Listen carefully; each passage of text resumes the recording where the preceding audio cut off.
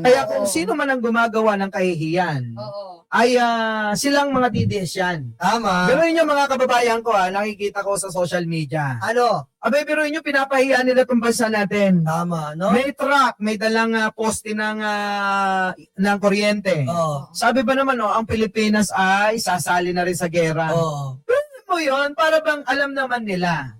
Dahil nga sa pagkawala ni Apo Lakay, kung sana si Apo Lakay, nagtuloy-tuloy yung mga pangarap at plano niya sa bansa, malamang baka tayo na yung may pinakamalakas na pangdigma. Kung pwede yeah. na buhayin siya Pulakay, ginawa ko na eh. Pero dahil nga rin sa kagagawan din ng mga taong mga sakim, Oo. na wala si Apo Lakay, tapos ngayon maghahanap kayo ng mga bagay na sana'y mayroon na tayo.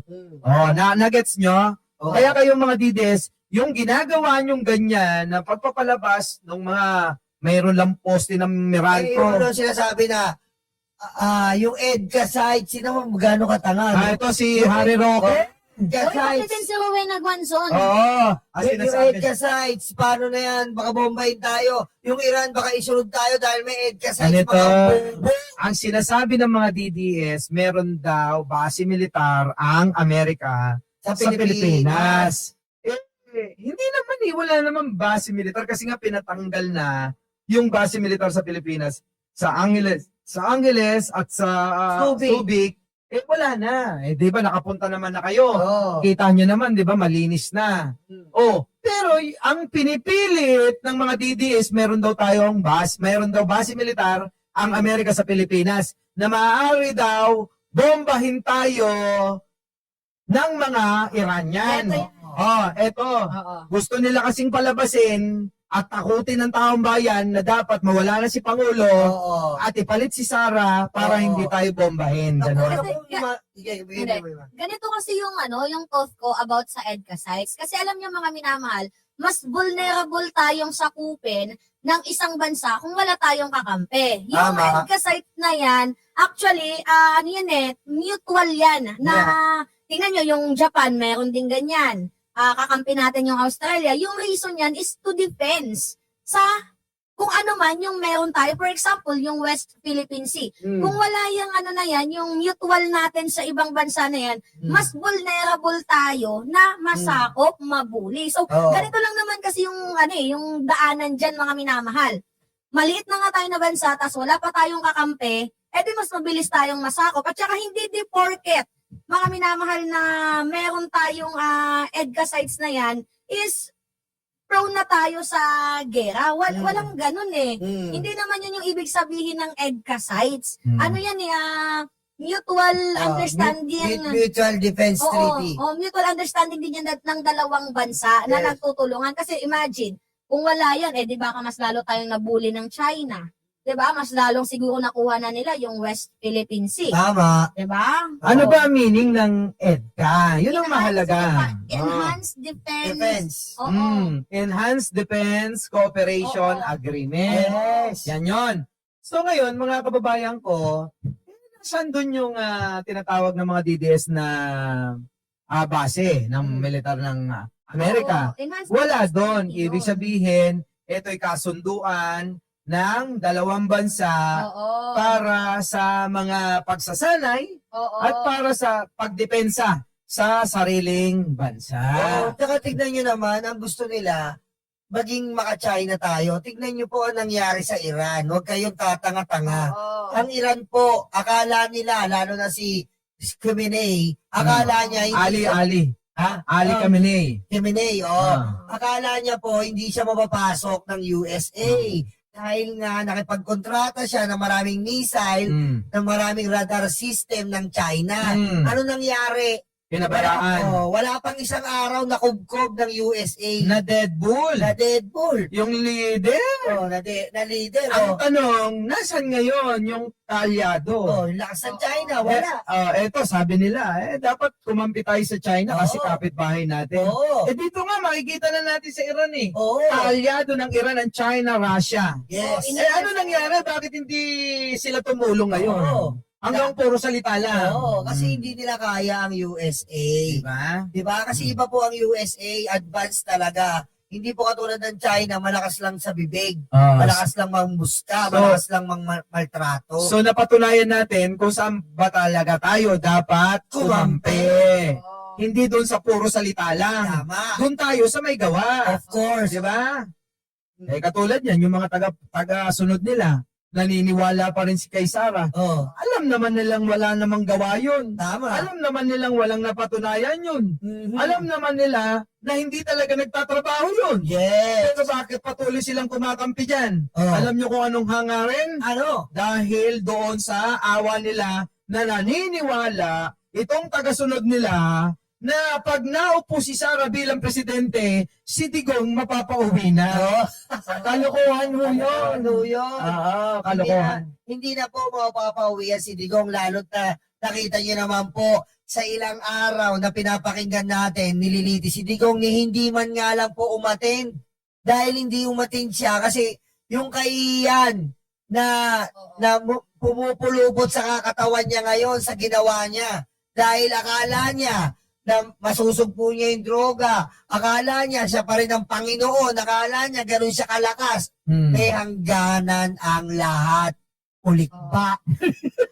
Tapos sinasabi nila na ang ating presidente daw parang walang pakialam Oh. sa gera-gera Uy, na nangyayari. Teka. Meron pong monitoring ngayon ang Department of Foreign Affairs doon sa ibang bansa. Sasagutin ko yan. Oo, time to time, chinecheck po ng government yung OFW natin doon kung Ah. okay lang ba sila. At ready na sila, at ready din yung government kung sakaling ipa-deport sila dito sa bansang Pilipinas, pauwiin sila. Mm. Dahil nga sa gera or tensyon na nangyayari doon. At saka beside, di ba Boss Mike, hindi naman kasalanan ng presidente kung mag-away yung dalawang bansa eh. True. Hindi naman kasalanan niya ni PBBM. Hindi niya naman kayang awatin yan kung magkaroon ng geopolitical tension yung dalawang bansa na yan. Ang gagawin lang ng ating presidente is i-monitor yung mga OFW natin. Hindi natin alam kung ano yung hidwaan nila eh. Diba? So bakit Ito yun. sisisihin ng presidente? Ganito yun, Mima, kasi hindi nila naiintindihan yun. Kasi ang gusto nila, yung mga kababayan natin sa Middle East na gusto nang umuwi, dapat pauwi nyo na. Hindi nila naiintindihan na delikado ang magpadala ng eroplano Oo. dyan sa Middle East para iuwi sila. Kung ganun lang kadali yun, di Ginawa sana ginawa na. Mm. Ang problema kapag nagpalipad ka dyan, maaaring pabagsakin nila. Oo. Tama. Kung hindi man mapabagsak yung papunta, paano kapag palikas na't punong-puno na ng mga OFW, pabagsakin nila? Oo. Diba? Di ba? Yun ang problema. Hindi nila naiisip yun. Bakit? Bobo si Sarah. Oo. Hindi niya alam yun. Oo. Bakit? Bobo uli si Sarah. Oo. Kaya hindi niya alam yun. Bakit? Bobo si Sarah. Oo. Kaya uli, hindi niya alam yun. At the end of the day, yung gustong ipakalat na narrative mga minamahal ng mga DDS is palabasin na ang ating presidente ay walang ginagawa. Yan yung narrative na gusto nilang ipakalat. Kaya kitang-kita naman na kumikilos ang ating gobyerno time to time, minomonitor ang mga OFW natin doon kung ano ba yung mga nangyayari, ano ba yung mga pangangailangan nila, ano ba yung dapat gawin. Minomonitor ng ating presidente. Hindi lang nila nakikita kasi ang gusto nilang mangyari, yung narrative nila na sirain ang reputation ng presidente. Yes. Yung nangyaring tension sa USA, tapos dyan sa Iran na yan, sinisisi pa nila si PBBM na parang kasalanan ni presidente na nagkaroon ng gera dyan. Anong alam ng presidente Ayan. sa hidwaan ng dalawang bansang yan? Meron ako suggestion, Mima. Oo. Oo.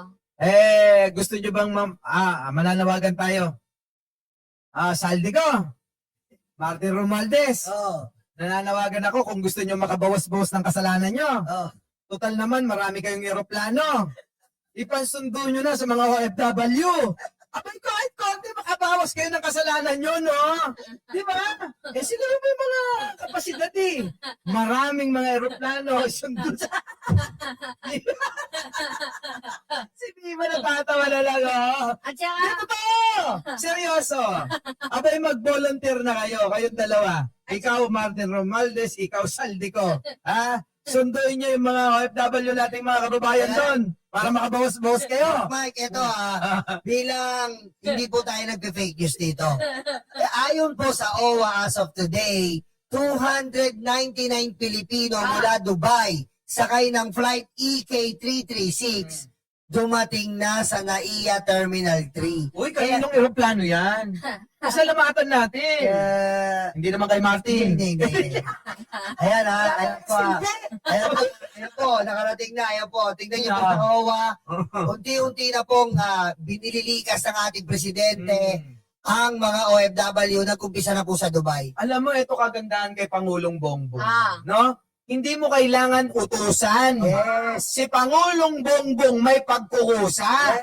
Yes. Kaya wag kayong salita na salita. Hindi nyo pa naisip niya na.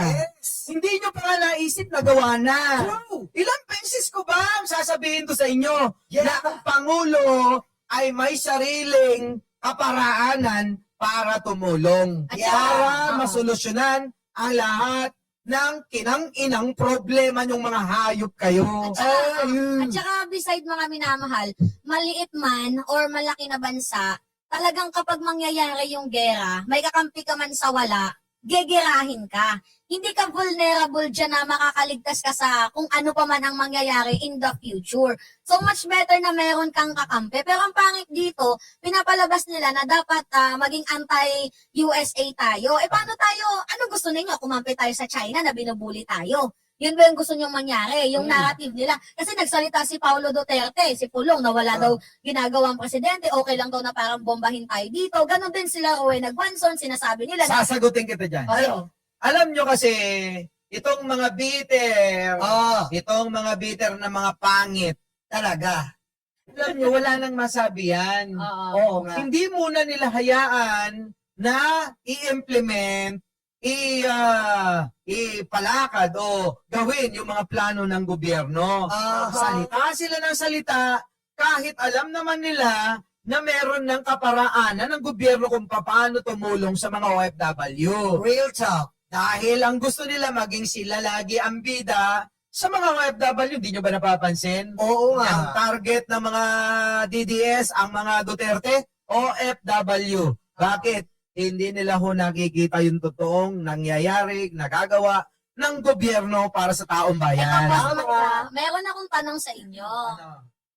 Bakit ba nung nakita ni Paulo Marcoleta, itong mukha ni Kiko Aquino D, bakit naasar itong si Paulo na parang bata na nagtuturo? Yun o, bakit siya nandito? Ito, gumawa to ng budate o. Ano naman ngayon o? Premonition. Baka naman nainggit si Marcoleta kasi yung buhok ni Kiko di totoo, yung sa kanya hindi. Si Paulo Marcoleta, yung anak ni Dante Marcoleta. Diba? Hindi rin naman totoo yung kanyang buhok. Na-strike siya. Na-strike siya. Siguro nainggit siya. Ay, bro, nainggit ako. Totoo yung buhok nitong si si Adi. Pero tanong ko, sino yung mas gwapo kung magkakaroon ng face-off? Si Paulo Marcoleta or itong si Kiko Aquino D? Si Sandro Marcos. Ako, Boss Mike ako. Wala sa wala sa pinagpipilian. Teka lang, Mima. Bilang sa mga nangyayari ngayon, last message mo. Para po sa mga kabataan, hinihimo ko po kayo at sa mga thunders na din dyan ng mga DDS na unahin po natin kung minsan, araw-arawin natin, mag-fact check, diba? Dahil ang ating gobyerno, kahit sa mga bundok, magbigay na po ng Starlink, diba? Para meron kayong libreng access sa internet, para Yes. usong makapag-research, diba? Research din. Hindi yung papaniwala sa mga AI, diba? Sa mga chat GPT post, diba? So, sana man lang mag-research kayo para nang hindi kayo nadadali ng fake news tapos magrereklamo kayo kung bakit mahirap pa din ang bansang Pilipinas. Oo, at ako, ang last message ko po, maging mapagmatyag, maging mapanuri po tayong this coming month, ito pong ngayong buwan at mga susunod pa. Dahil wag na po natin tigilan po, baka wala pa si Sara, wag natin tigilan na maharang niya pa ang accountability niya dito sa pagnanakaw niya ng pera ng taong bayan. No more Sara for 2028. Kadiri to death. At syempre, alam nyo mga kababayan ko, matagal na natin sinasabi ito na totoo naman, kailangan magmatsyag, kailangan mag-aral, kailangan manuri, sapagkat marami tayong mga kababayan ang nabubulag nila. Marami tayong mga kababayan ang naloloko nila sa mga paraan nila na mga naratibo at mga pinapakalat na mga fake news nila, nadadali ho yung marami.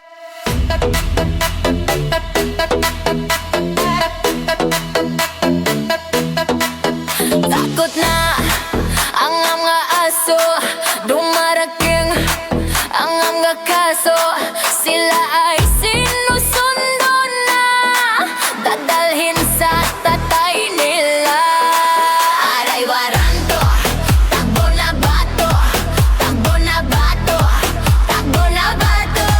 Aray waranto, bakit na bongo, bakit na bongo, bakit na bongo. Aray waranto, takbo na bato, takbo na bato, takbo na bato. Aray waranto, bakit na bongo, bakit na bongo, bakit na bongo.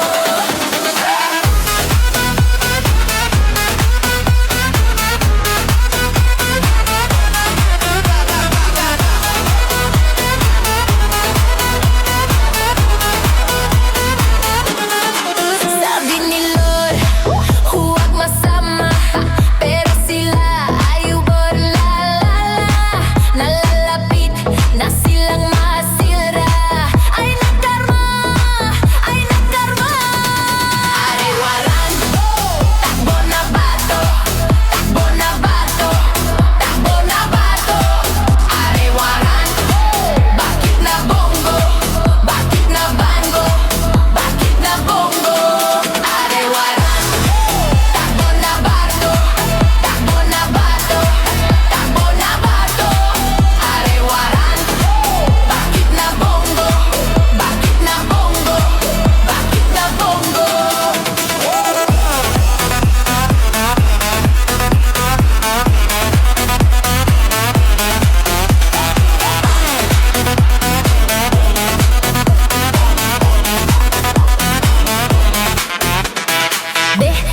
Utak luga, de, stanga-tanga, de, utak luga, de,